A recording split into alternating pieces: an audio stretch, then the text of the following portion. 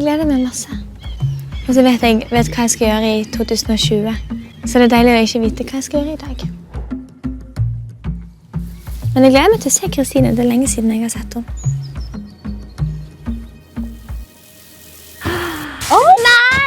Jeg har fått meg bil, og i den skal noen av Norges største popstjerner få haik.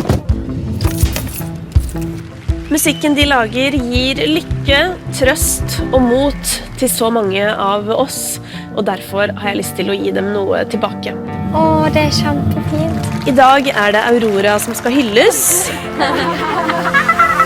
og jeg skal gi henne opplevelser jeg håper hun har drømt om. Oh my god! Nå er jeg på vei til Os for å hente en av Norges største og mest unike artister, Aurora. Hun har etter hvert blitt kjent over hele verden, og det skjønner jeg godt, fordi Aurora, hun lager musikk som setter spor.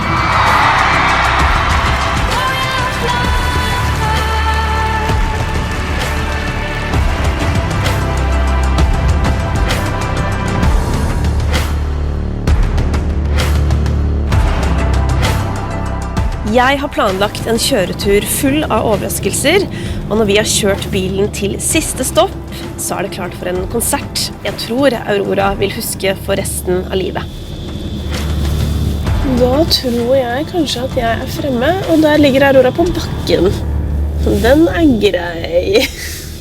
Hei! Hello! Stig inn! Åh, hallo! Velkommen hit. Dette er jo en dag hvor jeg har lagt planene for deg. Hvis dette her skal bli drømmedagen din, Aurora, Ja. hva kan en drømmedag for deg inneholde? For muligheten til å ha en helt sånn nydelig konsert. Bare forsvinne helt inn i alt. Men ja, du har altså gitt fra deg den musikalske kontrollen bitte litt i dag, da. Det har du. Ja, det er spennende. Det blir spennende å se innpakningen. Spille uten å vite. Det er ikke så ofte man gjør. Nei. We have come for you, and we're coming in peace. Mothership will take you on higher, higher. This world you live in is not a place for someone like you. Come on, let us take you home. Bless you, my child. Har han vært der hele tiden? Er det et klu? Er det et spor? Skal vi dit? Dette er et lite kunstverk som er inspirert av deg. For en magisk ting. Hvem er du av alle disse andre? Jeg er den som går opp i skogen. Du er den her som går ut for seg selv? Ja. Jeg var veldig mye i skogen da jeg var liten. Ja. Ekstremt mye. Alene? Ja. Hvorfor tror du at du har likt så godt å være mye alene?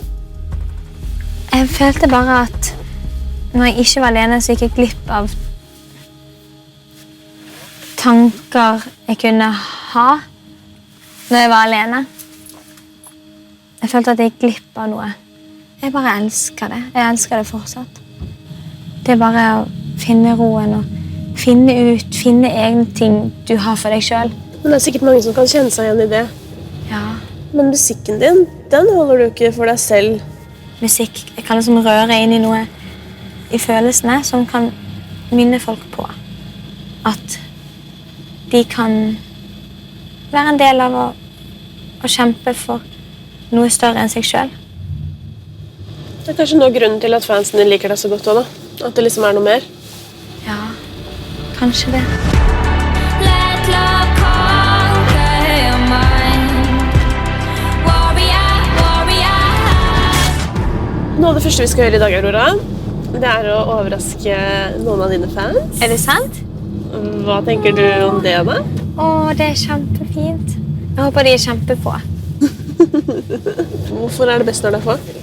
Fordi jeg har så lyst at alle skal føle seg sett. Når du får møtt folk sånn skikkelig, så gir jo det energi. Da blir du sikkert glad for å høre antallet. Ja? Det er 2. Er det 2? Ja. Åh, det er jo fantastisk. Ja. Men aller først så skal du få møte de du skal spille med. Kom! Oi, her oppe har jeg aldri vært. Skal du bli med meg frem her? Hei. Hei. Hallo. Hallo. Han venter på deg. Dette er en trio som er satt sammen spesielt for denne her anledningen. Er det sant? Det er Mathias på cello, Anders på tangenter, Takk for sist. og så har vi Nora. Hallo. Nora. Aurora. Og Nora, fortell om instrumentet ditt. Det er et kinesisk tradisjonelt instrument som kalles guzheng. Den ligner på harpe. Ja. Er det du? Jeg har tenkt å kontakte deg. Det er helt perfekt. Jeg har ikke visst hvordan jeg skulle få tak i deg. Så nå kommer jeg. Ja, det er fantastisk. Så gøy! Det som skal skje nå, Aurora, er at dere skal få øve litt.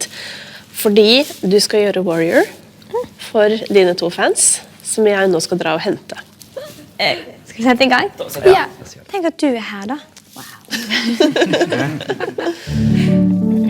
Wow. Fint. Ha det! Jeg tror jeg ser dem. Herregud, tenk da de tror at jeg bare skal intervjue dem, så skal de få seg den overraskelsen. Det blir gøy. Hallo! Velkommen til Bergen by. Når oppdaget du Aurora? Det var første gang jeg var på Skavlan, det husker jeg. Jeg fikk en opplevelse at, wow, hun her må jeg høre på. Ja. Da har jeg lov til å føle det jeg vil føle. Jeg har lov til å virkelig kjenne meg igjen. Jeg har lov til å gråte alt jeg vil. Så det er derfor jeg tror jeg liker å høre på de sårbare sangene også. Det er noe med de. Hun har egentlig fulgt meg gjennom hele ungdomstiden, fra 16 til 19. Jeg vet ikke, jeg følte at jeg ble kjent med en annen person som på en måte var i samme ish-alder, og som på en måte var i samme stadium som meg i livet. Og hun er alltid så veldig til stede. Men dere har blitt invitert hit til Bergen fordi dere skal på konsert i kveld med Aurora. Hva tenker dere om det? Altså, det er egentlig a dream come true, for å være ærlig. Jeg har aldri vært på noen som helst konsert før. Det er det. Er det sant? Ja, aldri. Jeg vet egentlig ikke hvorfor det ble sånn. Skal du på din første konsert i livet? Ja, men det er det. Og jeg er så glad for at det er Aurora. Shit. Gleder meg. Men før konserten i kveld så har jeg faktisk en liten overraskelse til dere.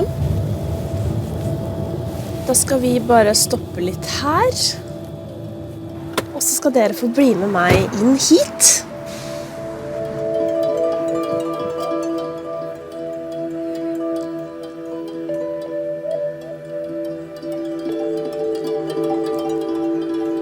Kom. Vi skal sette oss i sofaen.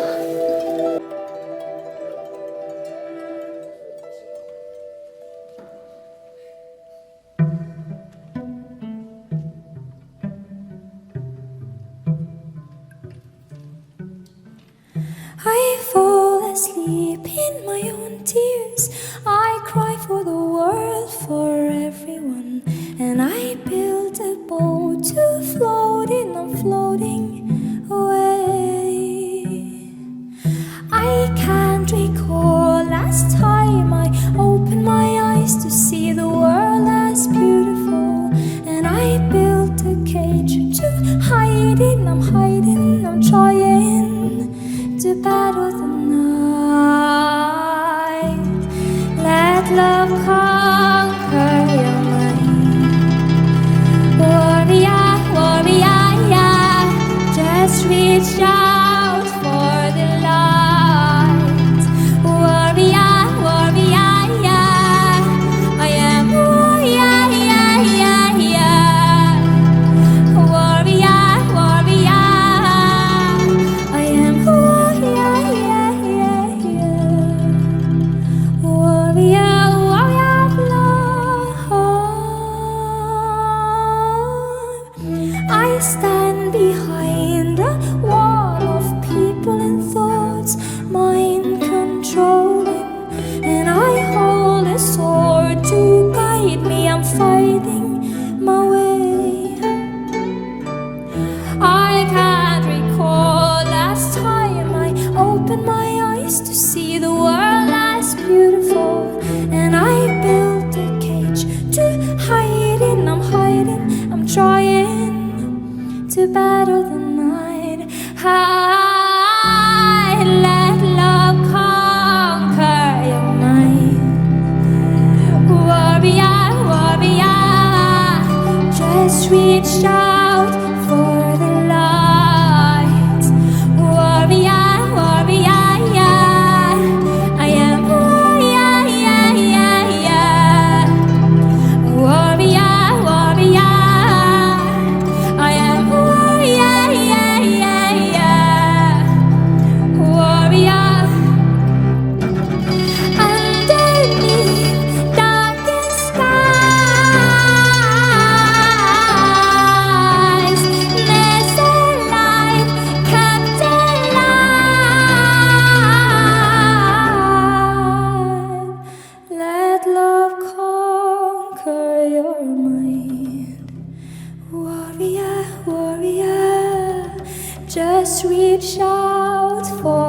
light. Warrior, warrior, I am warrior, yeah, yeah, yeah. Warrior, warrior of love, I am warrior, yeah, yeah, yeah. Warrior, warrior of love, oh.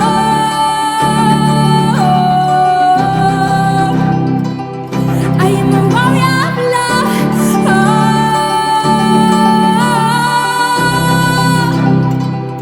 I am a warrior of love, oh.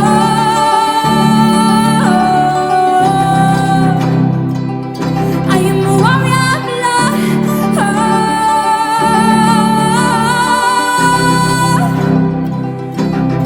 love, oh.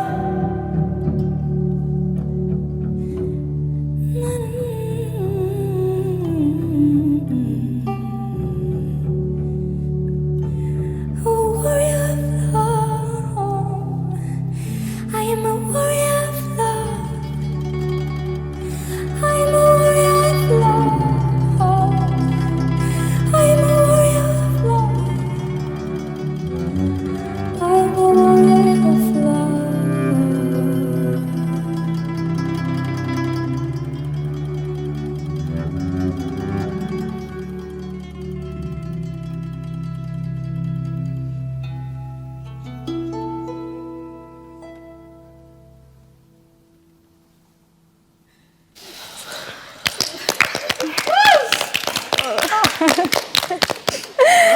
Det var kjempevanskelig å ikke gråte.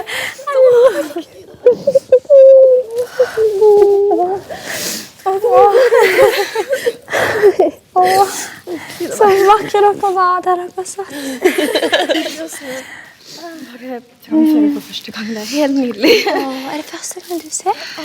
Første gang jeg har vært på noen konsert, og første gang jeg har sett deg noen ganger. Nei, er det sant? Jeg må bare samle meg litt.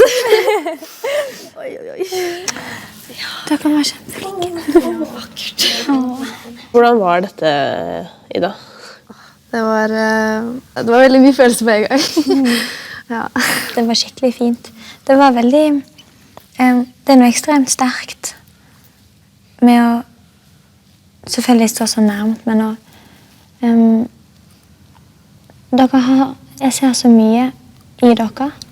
Å oppleve deg synge den sangen foran meg, det bare fikk meg til å gå gjennom alt. Du har vært med meg gjennom så mye, og du vet ikke engang.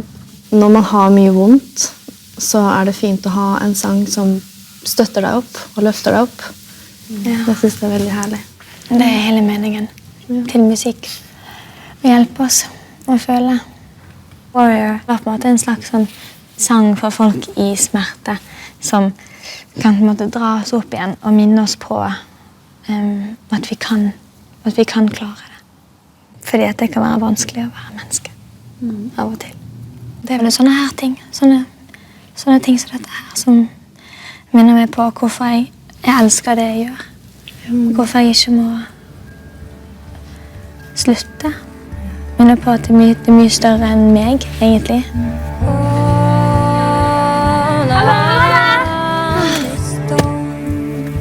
Det var kjempegøy.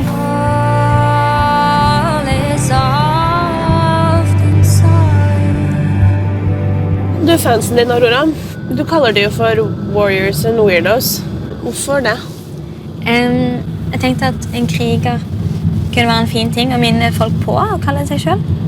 At de fleste er krigere, uten at spesielt de som føler seg veldig svake i livet. De er ofte de som er de sterkeste, for de må alltid på en måte kjempe med hver minste ting. Så det henger veldig sammen med min lange visjon, hva jeg tror musikk er, og hva jeg tror musikk kan gjøre for mennesker og for verden. Men først når jeg får mine krigere med meg. Og det er jo de som gir ordene mine makt. Og det er den fineste gaven alle mine fans har gitt til meg. At de gir ordene mine som kraft. Det er helt nydelig. Till rain down come.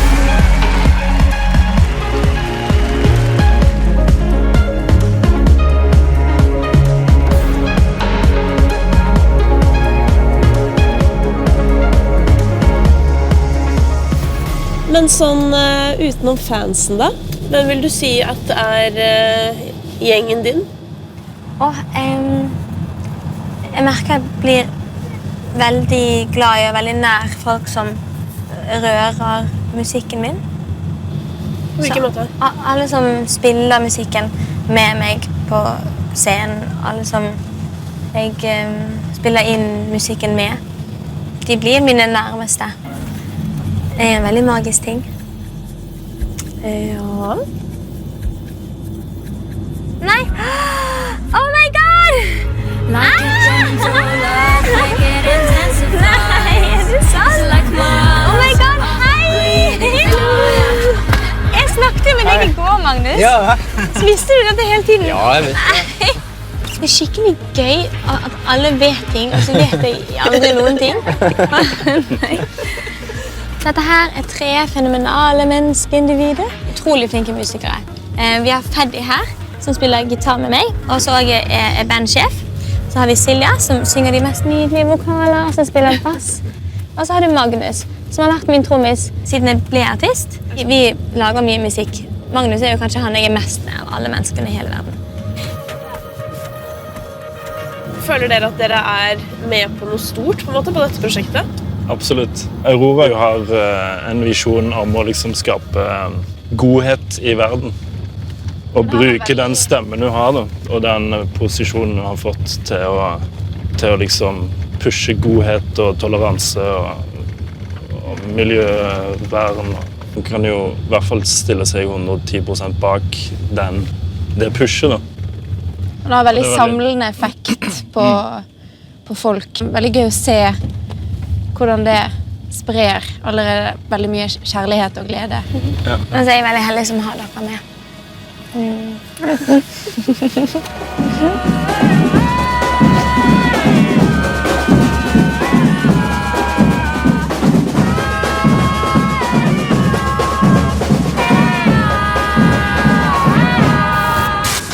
Men det jo flere artister som også har liksom viktige budskap i musikken sin. Det noen du digger, Aurora? Alle som bryr seg jo inspirerende. Altså alltid Anne Brun, da. Jeg har hørt mye på i min barndom. All we want is love. Så hun har fulgt vårt hus opp veldig ofte. Det musikk jeg har grått til mye. Ja. Hvor skal vi nå? Ja, det finner du snart ut. Museum? Ja. Hva skal vi her? Kode. Jeg vet ikke Nei, hva vi skal. jeg vet ikke. En gave til venter. Her har jeg vært på rave party før. Nei.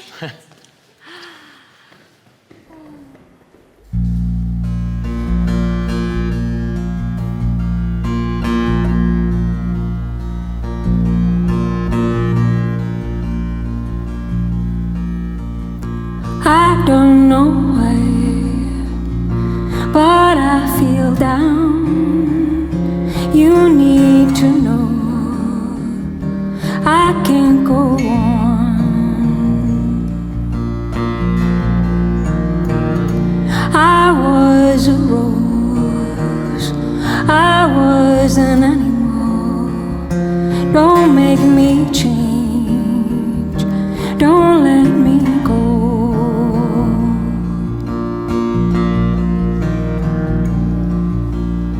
All around is stone, and all is soft inside.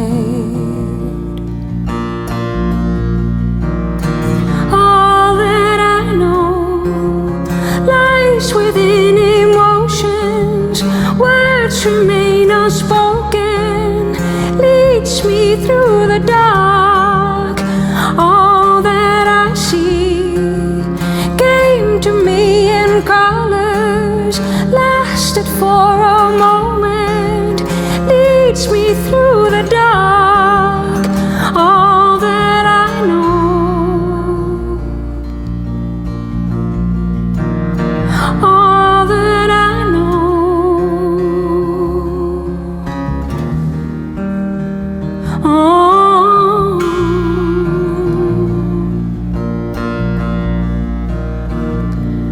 I need it all.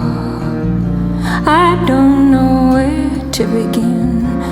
I carry more than you see. My dreams are bigger than me. Please bring me light. I bear a shadow, so I call them back to me, so they can feed me.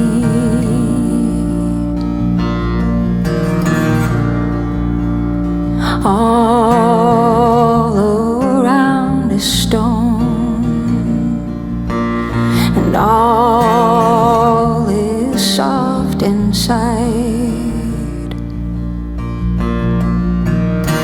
All that I know lies within emotions. Words remain unspoken, leads me through the dark. All that I see came to me in colors, lasted for a moment, leads me through the dark. All that I know, all that I know, all that I know, all that I know, all that I know,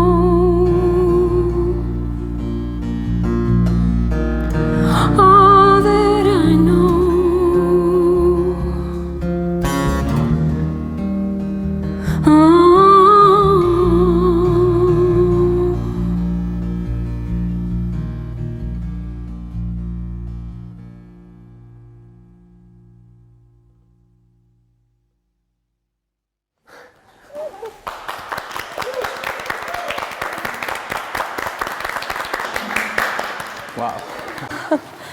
Oh my god.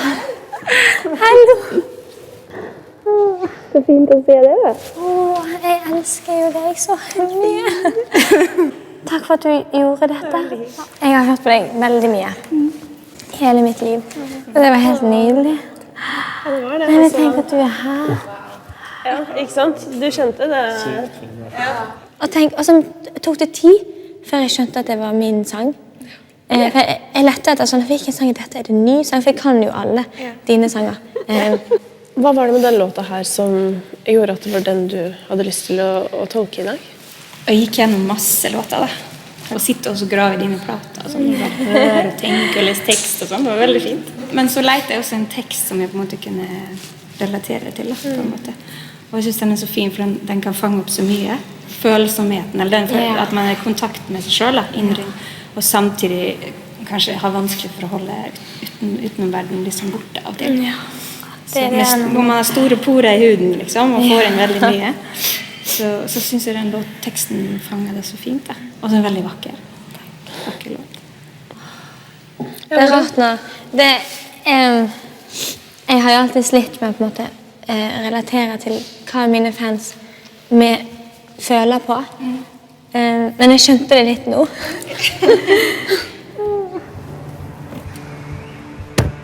Nydelig, nydelig vesen. Ekte lykke. Jeg er glad for at du føler. Ekte lykke. Ekte lykke.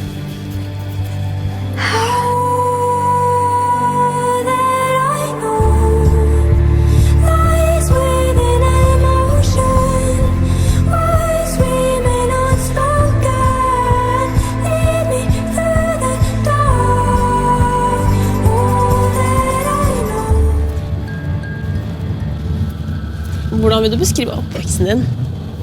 Jeg er jo vokst opp i et veldig sånn fritt miljø. Fikk veldig sånn frihet til å være akkurat det jeg ville. Når jeg tok med fantasivenner hjem, for eksempel, så dekte min mor og far på bordet til de. Jeg fikk veldig mye respekt når jeg sa jeg ikke ville feire bursdagen min. Og at ok, det er greit, og ingen press på å forandre meg hjemmefra. Og ingen sånn behov for å sette noen merkelapper eller diagnoser, eller sånn, bare helt fritt. Jeg tenkte ikke så mye over hva jeg var, og hvorfor jeg følte meg litt annerledes.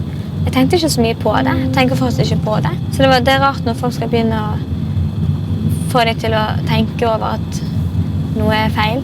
World is covered by our trails, scars we cover up with pain. Men når var det du skjønte at andre kanskje så deg som litt annerledes?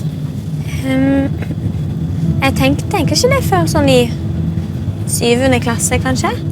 Det var vel et eller annet med at vi tok sånn Mensa-test. Ok.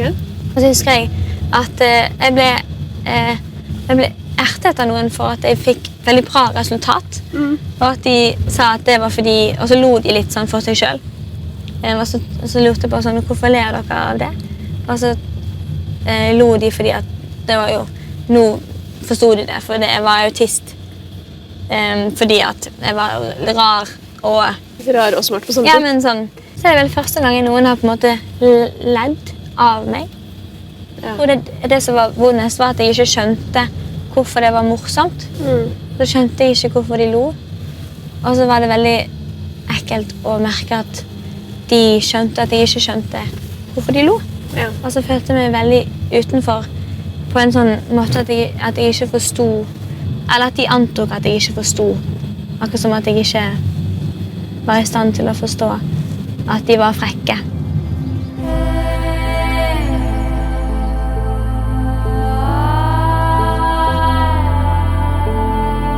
Sier du se? Men folk må ikke misforstå og tro at jeg hadde en sånn vond barndom, for jeg hadde veldig, veldig god barndom. Jeg hadde det veldig godt med meg selv. Det er mer sånn på innsiden jeg har følt at jeg ikke hørte til, uansett hvor mye jeg prøvde. Men jeg er nok satt sammen på en måte som gjør at det har gått veldig fint.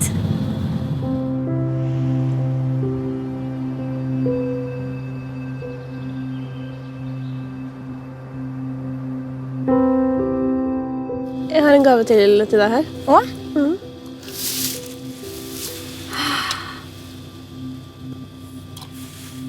Oi, en liten spilledås.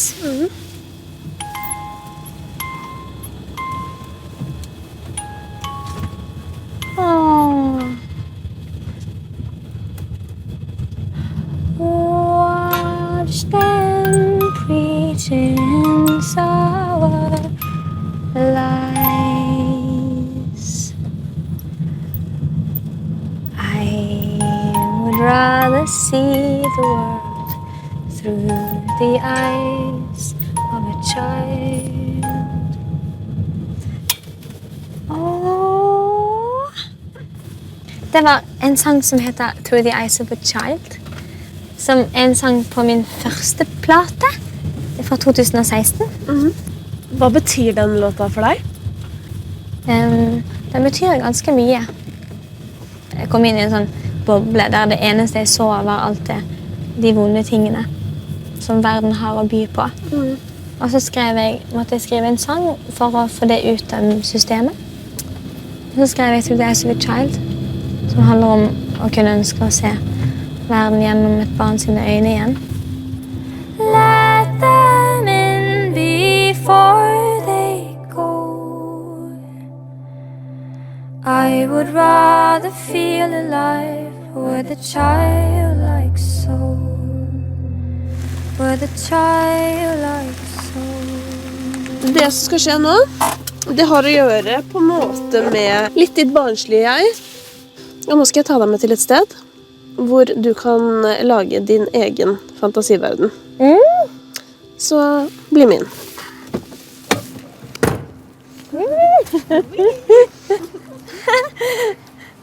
Hallo, hallo. Hei. Jeg tenkte at vi skulle gå opp på toppen av Media City og prøve noen greier. Ja. Det er bare å følge etter meg. Hvis det er sånn spill rett på øynene, det får jeg migreneanfall av. Gjør du? Det er de jeg får migrene ut av. VR-briller? Ja. Gjør du det? Ja. Nei. Så jeg kan ikke bruke de. Ok, men da må vi droppe det, altså. Nei. Nei, men det... Men det Får jeg ikke lagd en fantasiverden, da? Jeg elsker jo spill og sånne ting. Ja. Det er kjempegøy, så det her er jo min drøm. Jeg har veldig lyst til å prøve da. Kanskje vi bare Ja, altså, gjør det. fordi det vi hadde først tenkt å gjøre var berg-og-dal-bane, men det tror jeg blir litt ekstremt. Jeg vil ikke gå glipp av et liv uten dette. Men hvis jeg tar jo aldri smertestillende, så de funker kjempebra på meg. Kan du merke at du blir svimmel, og så kan du slutte? Ja, jeg merker det litt. Jeg kan merke det på forhånd. Har noen en smertestillende? Altså, det kommer til å gå helt fint. Jeg bare tar en smertestillende. Ikke føl at du må gjøre det. Nei, jeg har veldig lyst Ja, ok. til å ta begge damer. Jeg er veldig opptatt av å si sånn at du må ikke føle at du blir tvunget. Spennende. Det her er en sånn Oi, er det jungel-berg-og-dal-bane. sant? Oh my god, det er kjempegøy. Oi! Kjempekult! Får dere sug også? Eller er det bare jeg? Vi får ikke så mye sug. Men hvis jeg spyr, kan jeg spy der? Ja, da henter vi en bøtte. Jeg er litt svimmel, og jeg blir litt kald, men det går fint. Jeg gikk gjennom bakken. Shit. Wow, dette er kjempekult. Nei, jeg må ikke stoppe her. Den der fremme. Oh my god. Hvordan går det? Det var kjempegøy. Og nå er det tid for at du skal skape din ultimate fantasiverden. Ok, Så vi bare begynner å tegne i 3D. se. Eyes blue and hollow Så rart. as it rains against their will. Feathers falling out of your pillow as if time is standing Dette her var still. kjempegøy. I can't remember much more, but I Oi, know bubbles. Ja, det må være overalt. Dette her er det beste. Oi, jeg glemte at dere var her. Kan jeg få se? Ja, du kan se.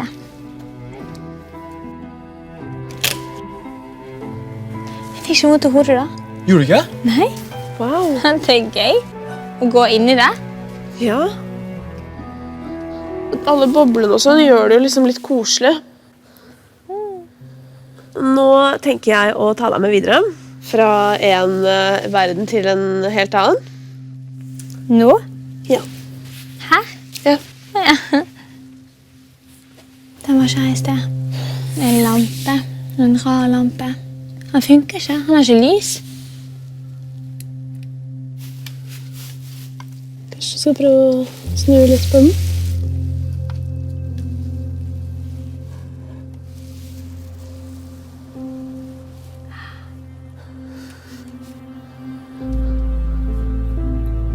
Er det meg? Inni en skog. Det er faktisk min favoritttype skog, som med barnåler på bakken.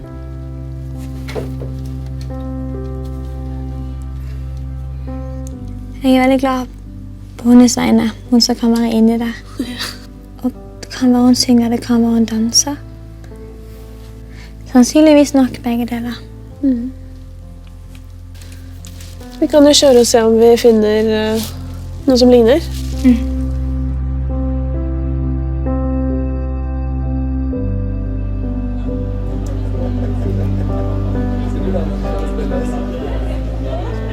Grunnen til at jeg elsker Aurora, det er også fordi hun synger med hele seg, liksom. Det kommer ut, og det er sånn opplevelse du ikke kan beskrive. Hun treffer veldig mange med teksten sin. Fordi at hennes sanger er veldig sterke, og det har mye power i seg. Det er et utløp for mange følelser. I en hverdag som er kanskje ganske hektisk, så er det godt å finne fram til den frustrasjonen eller gleden eller sorgen som man finner i musikken til Aurora. Og det at personligheten hennes bare kjenner igjennom, det er veldig kult. Det er absolutt helt magisk å høre på musikken hennes.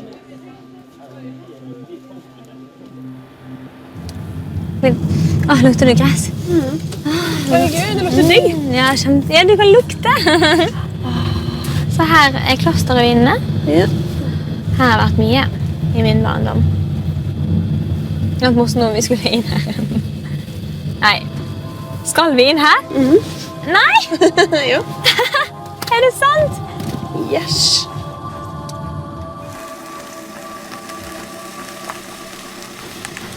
Jeg ser en lampe der.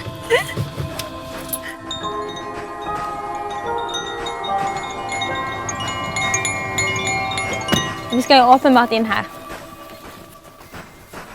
Åh. Oi. Se på det. Se på trærne da, se hvor vakre de er. Nå skal vi hoppe over en liten elv.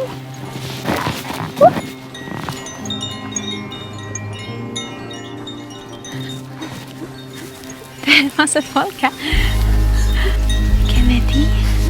Det er mange.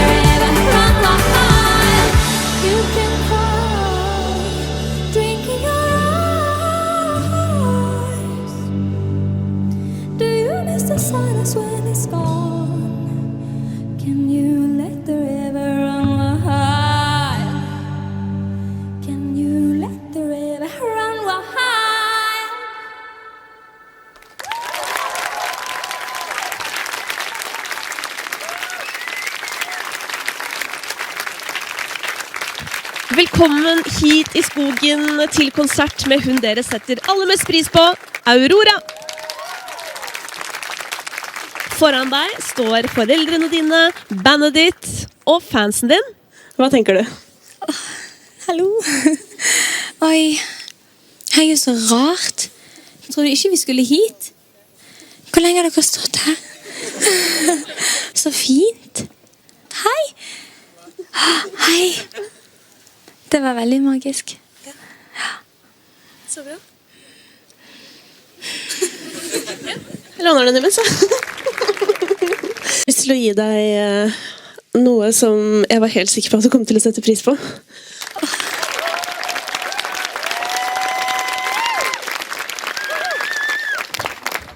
Du, da lurer jeg på, begynner du å bli litt sånn full av inntrykk nå? Nei. Hun har plass til mer, og det er veldig bra. Dere, vi er her for å feire Aurora, og i løpet av dagen så har vi blitt ganske godt kjent, og hun har fortalt meg mange ganger i dag at hun har et større prosjekt med musikken enn bare musikken. Hun vil jo bruke musikken til at vi alle skal få det bedre. Og Mari, hvordan har du det akkurat nå? Jeg føler veldig mye. Jeg føler så mye akkurat nå, og det sprenger inni meg, egentlig. Så veldig magisk. Nå skal vi straks til en låt som betyr mye for deg. Ja, Infections of a Different Kind. Og når jeg hørte den første gang, så var det bare som et veldig stort speil for at jeg fikk lov til å slippe alt fri. Og at jeg kjente at, åja, det er bare jeg som kan slippe det fri, og jeg får lov. Men du, Silje, du er ikke helt fremmed for denne sangen der du heller? Nei, det er ikke. Fortell. Når du da kom ut med albumet ditt, hørte gjennom hele albumet, det ga meg så mye håp og så mye, bare en motivasjon til å gå videre, at dette klarer jeg, og at jeg er nok uansett hva som skjer. Så det har jeg tatt med meg lenger ut i livet. Takk. Dere er så snille. Dere er så gode.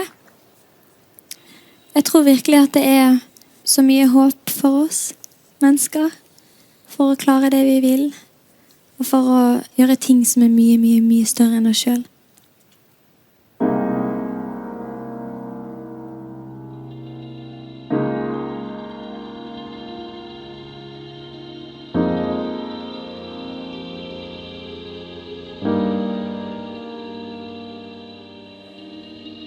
It's a feeling growing all with time, like a restless in the leaves coming down. The world is a hole and we all seem to fall and down under. And the universe is growing tall, and we are caving into dreams of this space. Unfolding our arms cannot do any harm. Violent contractions. And if there is a God, would we even know his name?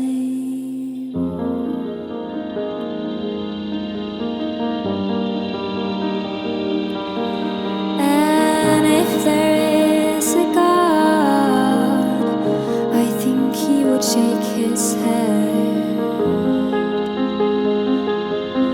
and turn away. So belong to us all.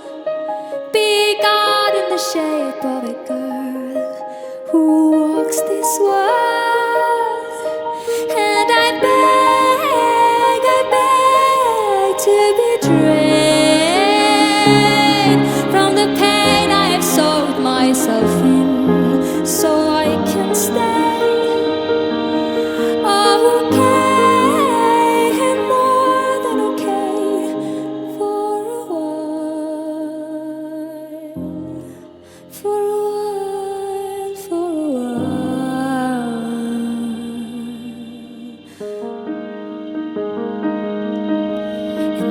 is of a different kind. The world has been attacked by our pain. If I am the world, then why would I hurt all that is living? And if there is a God, would he then believe in us?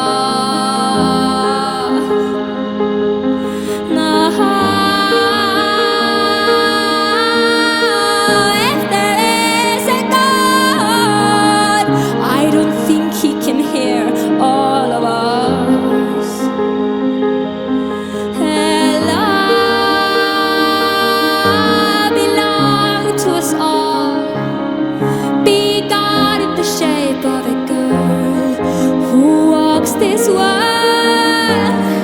and I beg to be drained from the pain I have sold myself in, so I can stay. Oh, okay, and more than okay, for a while, just for a while.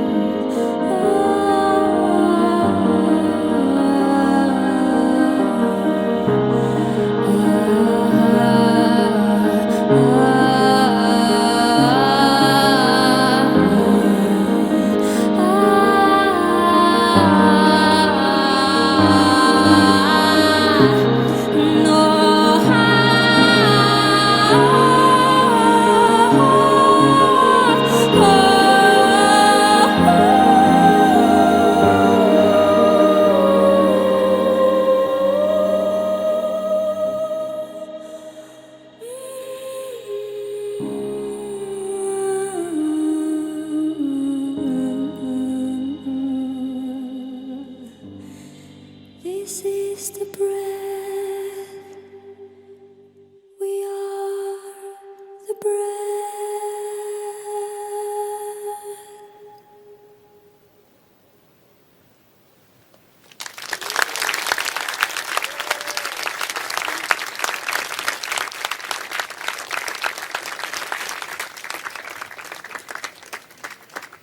Hvordan har du det med å være her i dag? Det er litt uvirkelig, men veldig fint. Hva er forholdet ditt til Aurora? For et par år siden så møtte jeg veggen, og det var veldig tungt. Og så hørte jeg på radioen en som het Aurora, jeg visste ikke hvem det var, som spilte Runaway. Og når jeg hørte den teksten, når du synger Take me back home, I can't take this anymore, det hjalp meg veldig. Det ble veldig sterkt og veldig trist og fint samtidig. Og det ble en sånn påminnelse om å ta tak i sitt eget liv igjen da. Så den hører jeg på enda som en sånn konstant påminnelse om at man kan alltid komme hjem, og det er fint. Tusen takk.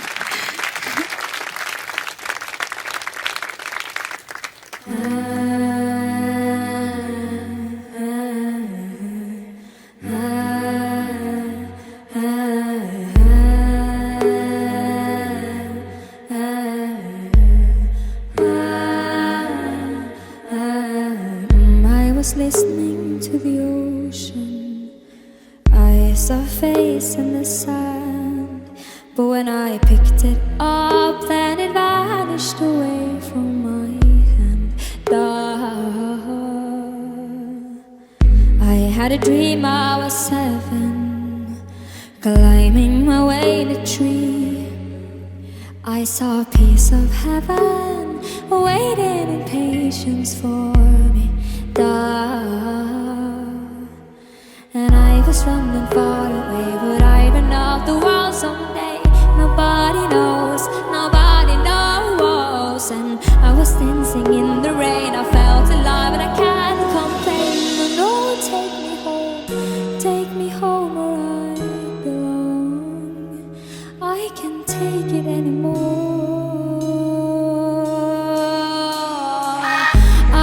was painting a picture. The picture was a painting of you, and for a moment I thought you were here, but then again it wasn't true. And all this time I have been lying, lying in secret to myself. I've been putting sorrow on the forest place on my shelf. Da-dee-da. And I was running far away. Would I run off the world someday? Nobody knows, nobody knows. And I was dancing in the rain. I felt alive and I can't complain. No, take me home where I belong. I got no other place to go. No, take me home where I belong. I got no other place to go. No, take me home where I belong. I can't take it anymore, but I kept running for a soft place to fall. And I kept running for a soft place to fall. And I kept running for a soft place to fall. And I kept running for a soft place to fall. And I was running far away. Would I run off the wall someday? No, take me home where I belong. I got no other place to go. No, take me home where I belong. I got no other place to go. No, take me home where I belong. No, take me home where I belong.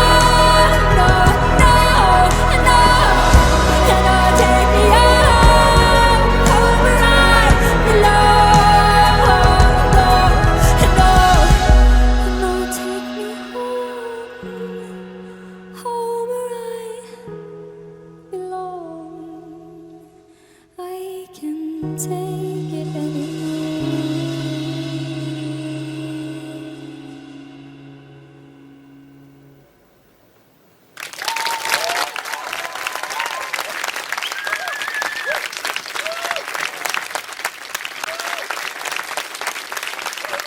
Takk. Det er kjempefint for meg å stå her. For en fin ting. Tenk at vi er her, da. Vi og alle myggene. Men det er noe spesielt med å stå så nærmt. Den neste sangen skrev jeg for ganske lenge siden. Den er ganske trist. Er du klar?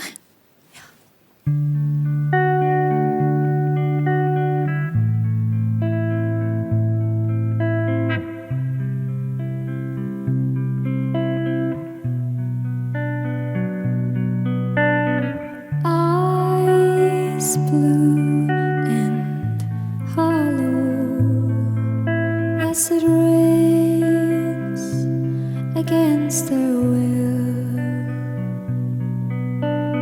Feathers falling out of a pillow as if time is standing still. And I can't remember much more, but I know it happened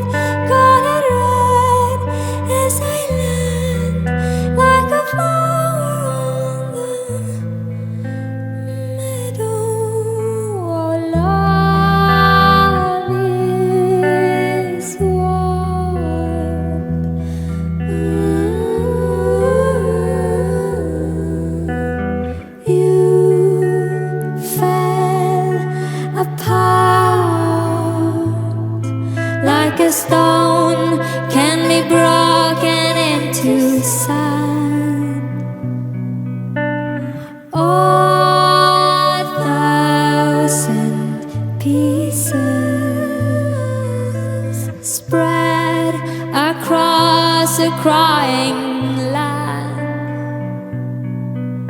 and you can't remember that day, but you know it happened quiet, so quiet. Words falling out through the window. All that remains is a silent call. Is the earth colored red as I land like a flower on the meadow? Oh, love is wild.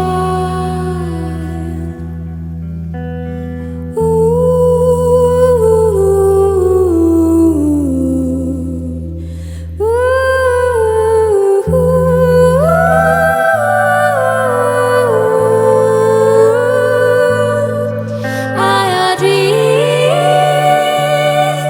as dead as they seem. Our dreams as dead as they seem. And don't you speak of my voice. I will return from the shadows,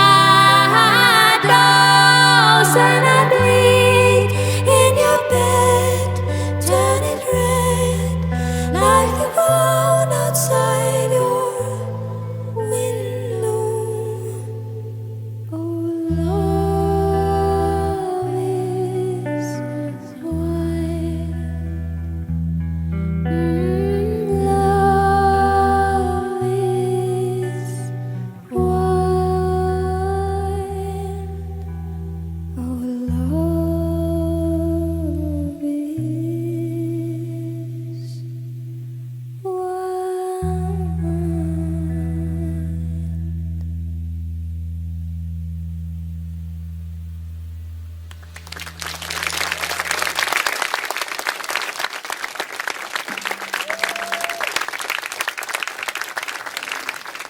Annette, hva gir Aurora og musikken hennes deg?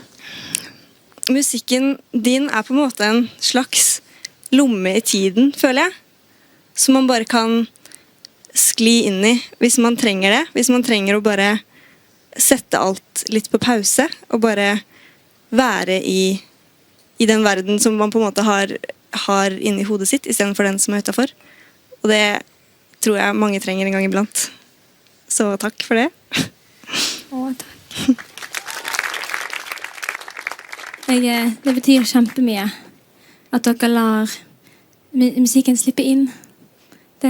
Ja, takk. Og Aurora, du tror jo at overraskelsen er ferdig nå. Er det mer?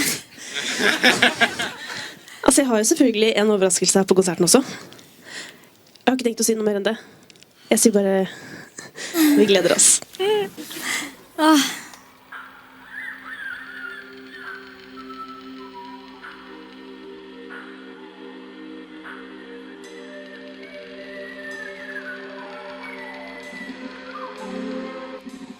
Just like the seed, I don't know where to go. Through dirt and shadow I grow. I am reaching light through the struggle. And just like the seed, I am chasing the wonder. I unravel myself in slow motion.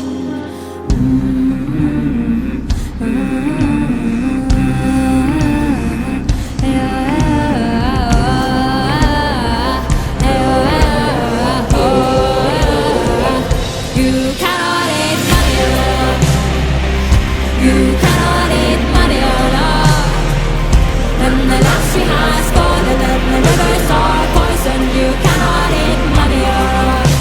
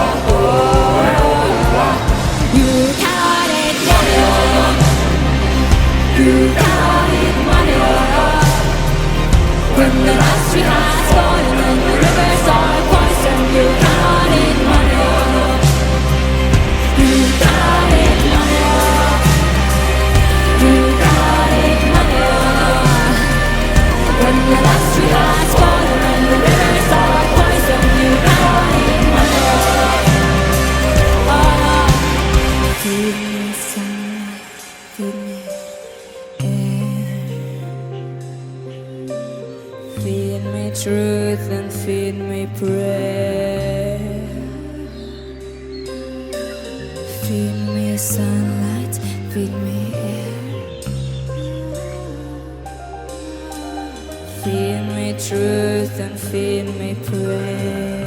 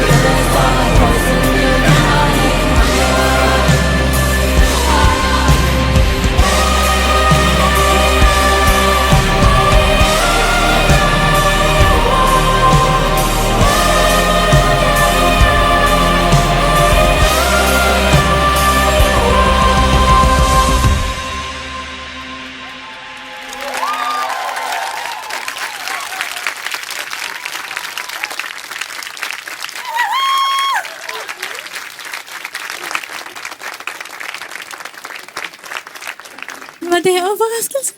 Hva synes du? Altså, mannskor er jo det vakreste. Jeg vet! Det er ikke deilig å synge en sånn aggressiv låt sammen. Jeg synes det var helt nydelig.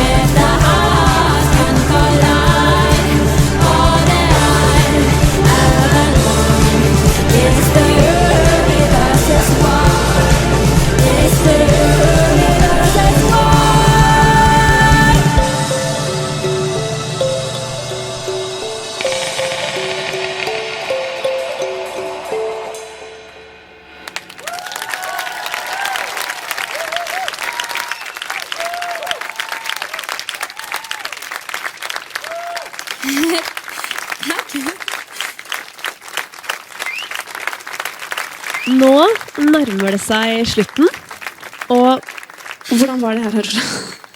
Det har vært helt fantastisk. Men sånn virkelig takk for at dere hører på det jeg gjør med sånn respekt og sånn åpenhet. Det er da musikken blir skikkelig vakker når noen tar den inn. Det er da den blir skikkelig fin, synes jeg. Det er da jeg skjønner hvor vakker musikk er. Når jeg lager musikk, så er jeg lykkelig. Så kjenner jeg hvorfor jeg er her. Men når jeg snakker med dere og ser dere sånn som nå, så skjønner jeg hvor fint musikk er. Men det har vært helt fantastisk. Og at dere var med og synge. Helt nydelig. Ok, kanskje litt full av inntrykk. Så takk for alt. Virkelig.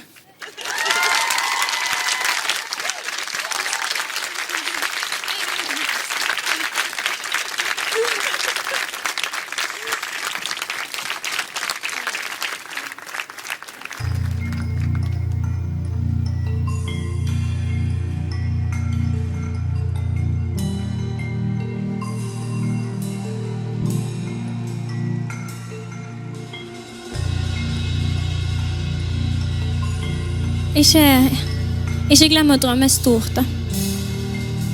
Det er veldig viktig.